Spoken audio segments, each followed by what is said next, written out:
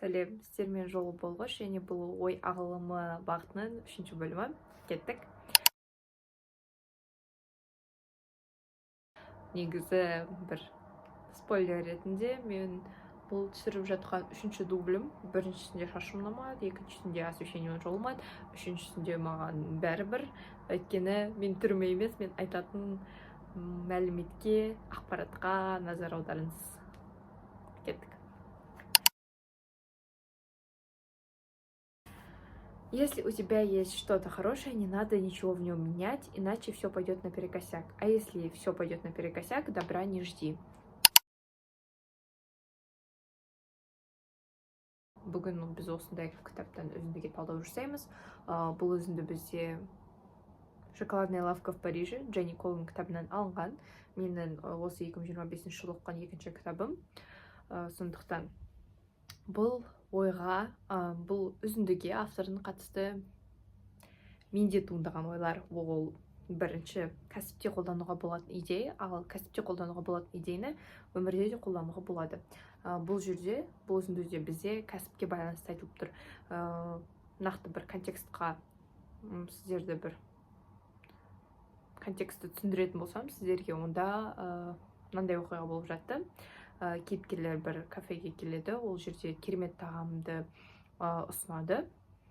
Кафе иелері, сол кафе иелері ұсынған тамаққа кейіпкерлер таңғалады, өйткені ол тағамның дәмі өзгермеген. 20 жылда ма, бір 10 жылда ма өзгермеген. Сонда кафе иесінің айтқан сөздері осы мен сіздерге жаңа оқыған үзіндім. Яғни кафе иесінің айтуы бойынша ол тамақ, ол рецепт керемет, және оны адамдар сатып алады, ол жақсы табыс әкеліп жатыр. Егер ол жақсы табыс әкеліп жатырса, оны өзгертудің қандай қажеті бар? Жақсы болып тұрған нәрсені өзгертіп, жаман қылып жіберуге болады. Сондықтан қазір қандай кейпінде, қандай қалпында ол жақсы табыс әкеліп тұр, сол қалпында тұра берсіз, табыс әкелді доғармасын дегенге келтірді. Бірақ бұл үзіндіге қатысты менде екі бір қарама-қайшы ой туындады. Мен қай жақта таңдардың әлі күнге дейін өзім шыны керек білмеймін. Сондықтан сіздер комментарийға қазір өз ойларыңызды жазып кетсеңіздер болады. Сіздер қай жақты таңдайтындарыңызды. Өйткені шыны керек бір жағынан, жалпы біздің әлемде, өмірде барлығы бір даму үстінде, әрқашан кез келген процесс жүріп жатады деп өзім сенемін. Және де мен ойымша, не сен алға бір қадам жасайсың, не сен артқа бір қадам жасайсың. Бір орында адам ешқашан тұрмайды.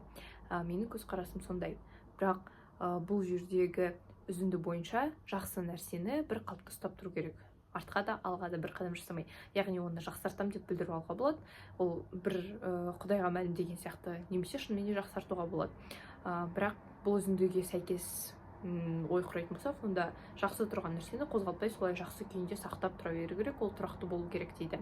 Сондықтан бір жағынан әлем дамып жатыр және әрқашан даму үстінде болу керек, бірақ бір жағынан, екінші жағынан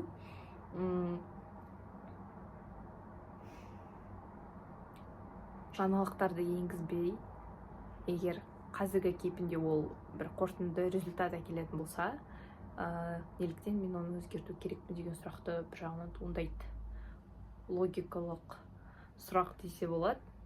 Өзім әлі не ар жағын, не бер жағын таңдамадым, өйткені шыны керек қайсысы дұрыс екенін білмеймін. Көзімді өмір өте келе бір тәжірибем болған кезде жеткізермін, бірақ қазір екі жақта дұрыс сияқты өзіме сезіледі. Өйткені кейбір нәрсе, немесе ол нақты бір нәрселерге қатысты ма деген ойды туындайды. Кейбір нәрселер шынымен де бір қалыпты ұстап тұру керек, ал кейбір нәрселер әрқашан даму үстінде бір өзгеріске ұшырап тұру керек. Міне бүгінгі үзінді ой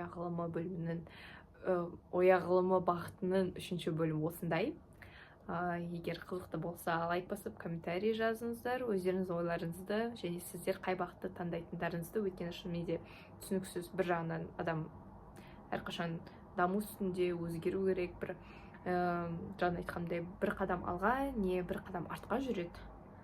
Бірақ егер тұрған жерінде бәрі жақсы болса, артқа не алға жүрудің мағынасы бар ма деген сұрақ туындайды. Сіздермен болған жол болғыш Әлия. Назарларыңыз үшін рахмет. Сау болыңыздар.